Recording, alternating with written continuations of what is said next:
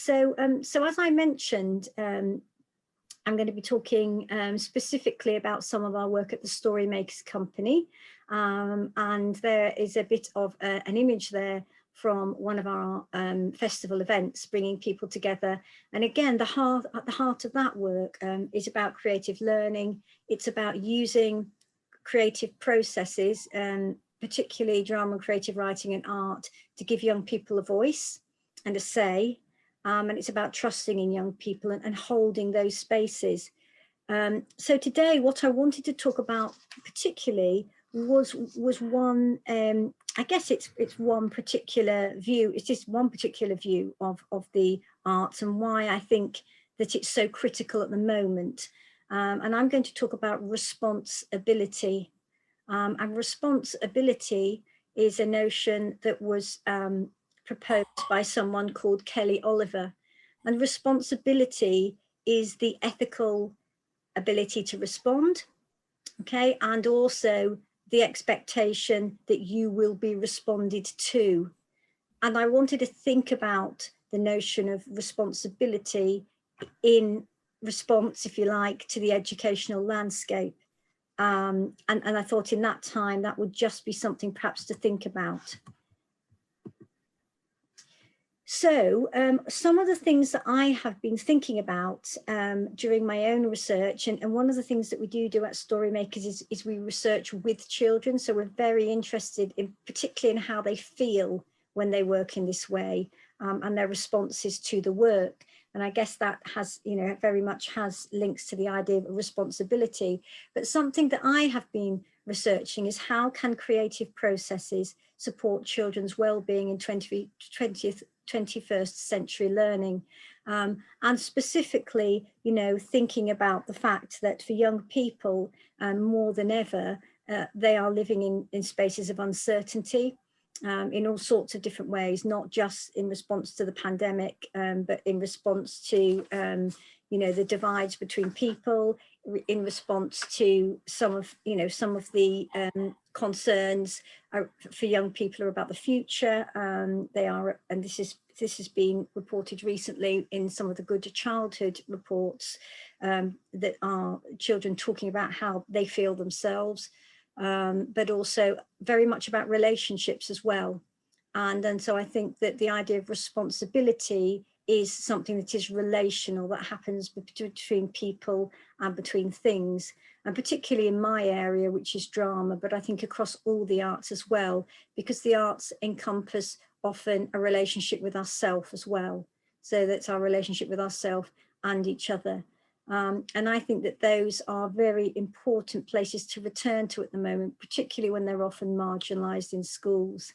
So in thinking about that, I have done some research over the last 5 years with a group of children who I worked with using drama over 18 months. And I probably haven't got time to go into that today, but I think I'm going to hint at some of those thoughts, perhaps. Be really interested to hear how you feel about them as artists and teachers and parents. So, I mean, obviously we know about the creative learning in the UK landscape, and we also know that from recent reports that our children have one of the lowest levels of oracy. And I'm going to talk a little bit about oracy today as something that naturally is encompassed in the arts. And obviously oracy not just being about speaking, but about other ways of knowing, emotional ways of knowing, visual ways of knowing, physical ways of knowing, and actually how the arts naturally encompasses all those aspects of very complex oracy. And so, you know, in response to, you know, issues like that, particularly oracy, we've mentioned the opportunities, children's concerns for the future in some of the latest wellbeing reports. And also I've just cited a few other fairly substantial reports. The Arts Council had did an extremely big study for their report on shaping the next 10 years, 2020 to 30, I think it was about 520 schools, and they reached the conclusions, this is a quote here, that the number of state schools teaching the arts continues to decline, and whilst most young people have significant enthusiasm for cultural activity that stimulates their creativity, much of which they undertake in their own time and often online, their access to high quality creative and cultural opportunities outside of the home is currently heavily determined by background and postcode. And I think we all know that, but I think, you know, in relation to the landscape as it is now and the complexities that young people face, knowing that the arts has that special relationship that encompasses the relational, the emotional, the physical, and the inner curriculum, our relationship with ourselves and our relationships with other people in the world, and children's lived experience. For me, that, you know, for many of us, that's extremely concerning. That was followed by, again, this was just before the pandemic, the Paul Hamlin Foundation and the Cultural Learning Alliance also produced a report at that time stating that they felt, you know, drawing the conclusion that this was now a social justice issue for young people who just were not having the opportunities to experience the arts. And that again was supported by the Durham Commission on Creativity and Education. And again, you know, citing, you know, to have more opportunities to explore what creativity is and how young people feel about it. You know, and for that reason, you know, that's particularly shaped my own research over the last 5 years. And I think, and certainly some of the research within Storymakers, and you know, and additionally, we do have a growing mental health crisis in our schools, and that was cited in Calburn and Blow. Now, again, you know, this isn't saying that the arts is a magic bullet for this kind of work and well-being, but it is saying that it has something original and important to contribute. And those of us working in the field recognise that. So again, Storymakers is trying to bring those voices together. So I guess, yeah, I just wanted to talk about this idea a little bit, unpacking very briefly of relational knowing and responsibility. And one of the things that we've talked about the why we need to think about the arts and why today is important, but the how, a little bit about the how. And this will resonate obviously with many of you, with some drama practitioners here as well. But what the arts allow us to do when we're working, and particularly I'm going to talk about drama here, but across many of the arts, is they allow us to have a common language. And that language we've mentioned in terms of oracy includes the cognitive, the emotional, the physical, and the linguistic aspects of oracy, all of those holistically. And Robert Alexander talked about those, didn't he, very much in the Cambridge Review in 2012 as where we needed to go. And, you know, within the work that I would do with children, we might be exploring a character or creating a backstory for a moment in the fiction, or we may be, coming up with a solution for a particular scenario in a story. We could be going anywhere, but children are normally in the moment with that story within the fiction, and they are co-creating together, and they're sharing lots of different ideas. And they're articulating it in a way that feels natural to them, and they're working collaboratively. So in that sense, in terms of responsibility, what they're doing is they're witnessing, often when they're working like that, they're witnessing and they're experiencing something other than their everyday reality. So whether that's because these are experiences that they wouldn't have normally, whether it's because perhaps the story world or the piece of art is exploring, you know, an aspect of somebody else's perspective, they're bringing themselves to that story, but they're also thinking beyond their own experiences. And that, for me, in my work in drama, offers a possibility of thinking about and asking questions about normalizing, for example, discriminatory behavior. You know, what would happen if I was in that situation? You know, I'm witnessing it, but I'm witnessing it with a group of other people, so it becomes a witnessing. something that we're experienced together. So within that, children are given the opportunity, if they want to follow lots of different pathways, to explore multiple possibilities. And as we know, this is the kind of learning which isn't available in a textbook. You know, it's not got a set destination. It's about navigating all of the different routes. It's about being open to lots of different ideas. And it's also about making a judgment about where you want to go with those ideas. And that is very complex thinking. That's very generative thinking in terms of some of the complexities we've talked about. So apart from having fun and feeling they're enjoying it and they have choice, if we start to unpack the bit of, you know, rethinking and looking at the learning and really trying to articulate, well, what's happening here? What kind of knowledge creation is happening here?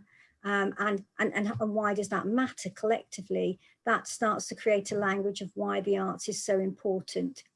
So I think within that, there's these possible spaces for rethinking ideas, and that leads us to possible spaces of rethinking literacies. And I mentioned that we have created books with children. I'm going to come to those in a minute, but one of the stories that we did with this group of Roma children, and I created 6 workshops with those children where we were creating a backstory, we were exploring a setting and characters. And these are some of the characters that the children have put in those spaces. And they've drawn 2 of the children in this particular scenario with refugees. And you can see there that we have characters that are named, but we also have mean people in those spaces. So it's a blend of this fictional world, this drama world, but also we can see that some of those children's concerns, some of those children's lived experiences are coming into those spaces in a safe way. And as an example of when I talked to this particular child about how they felt about the workshop afterwards, he said to me the most important thing for him was that he could draw his anger. And again, you know, this was a fun experience, but and the children were very engaged. But for this particular child, we start to go into spaces of well-being when children have these different literacies, these different spaces that they can place the things that matter to them. And one of the questions I would say is, if we're wanting to focus on relations and responsibility, being responding to others and having the ability to be responded to, that we need to think about how the arts does that in a very unique way, and how that links to young people's well-being. And that's a lot of our research.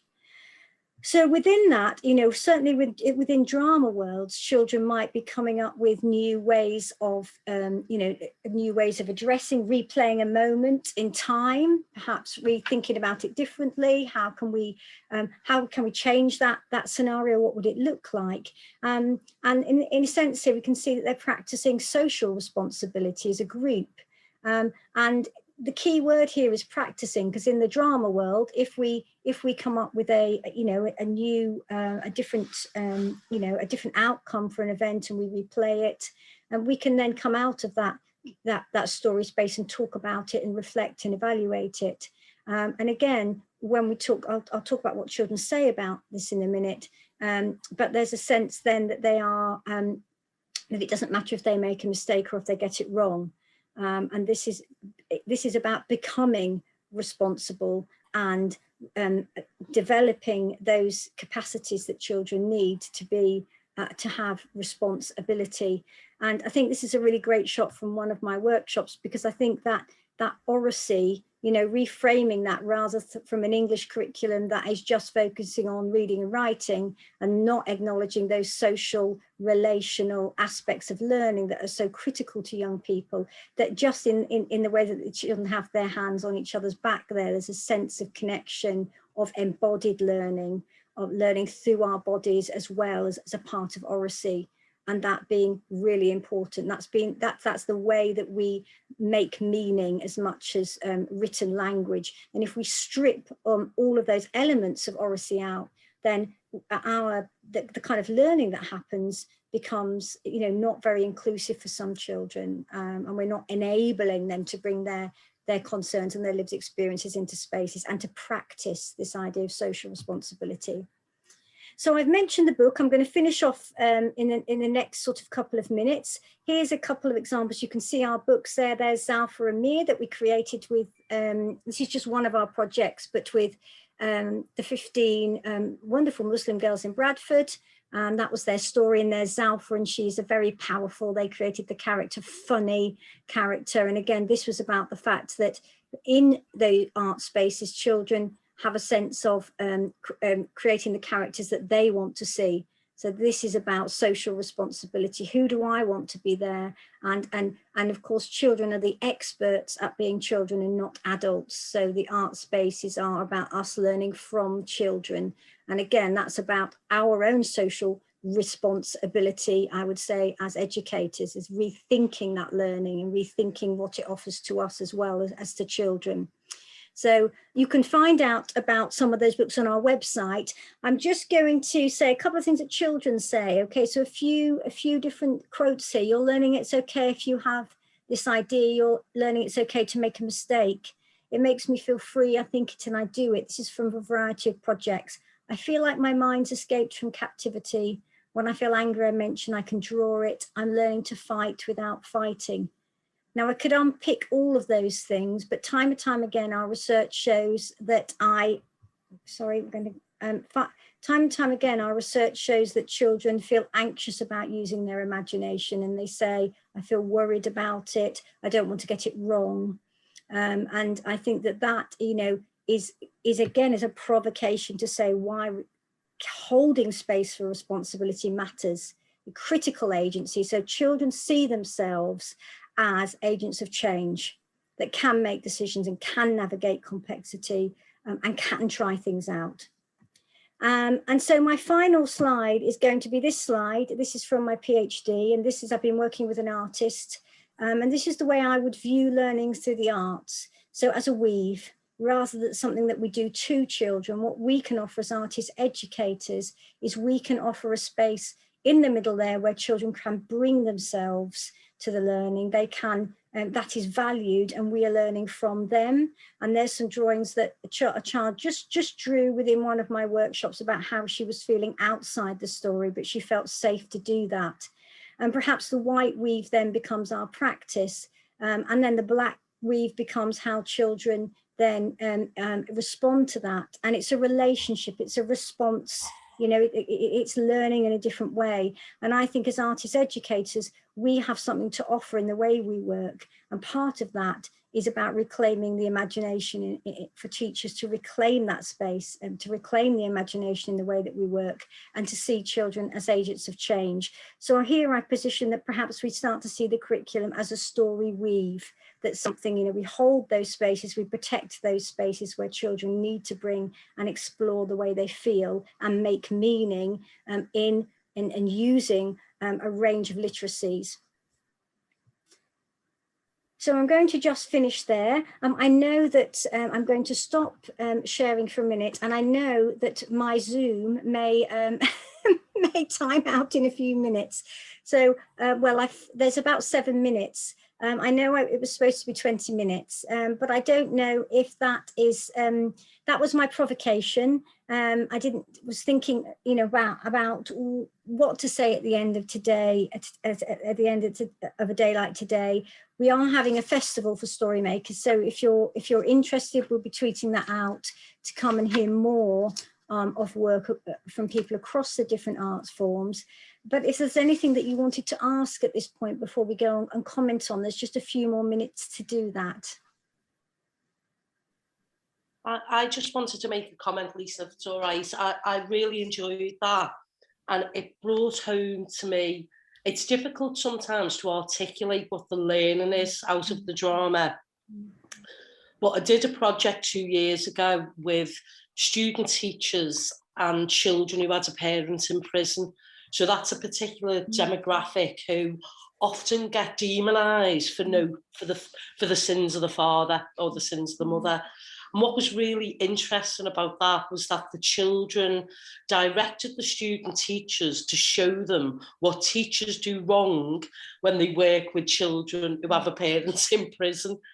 So the students got way more out of it than the children did, because during my teacher training, you just didn't consider that. Even though I'm from a family where there's been people who've gone to prison, I don't think as a teacher I ever stopped to think about that and the kind of impact. So I just wanted to say I found that really inspiring, and I could see really valid ways of evidencing what we do, because we need to evidence what we do in order to draw funding for what we do, or to look at the impact.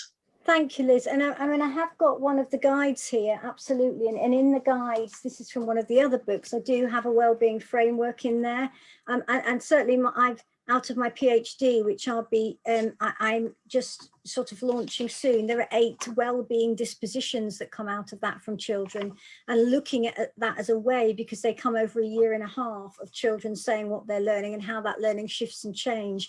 And I agree with you. I think that, you know, that if we reposition, that's got, you probably can't see it, but that has a kind of, everything's mapped through those well-being dispositions. So well-being framework, community framework, and an imagination framework. So that idea that, and all of those, if the disposition is your attitude toward learning, we need to pull together to say, this is what's happening, this is the common language, and we're working and we're negotiating to do that, but this is the value, because we know it as artist educators, but it's about getting that into the kind of the wider educational discourse to make change. And I think young people are extremely articulate about how they feel about it. Claire, you're nodding.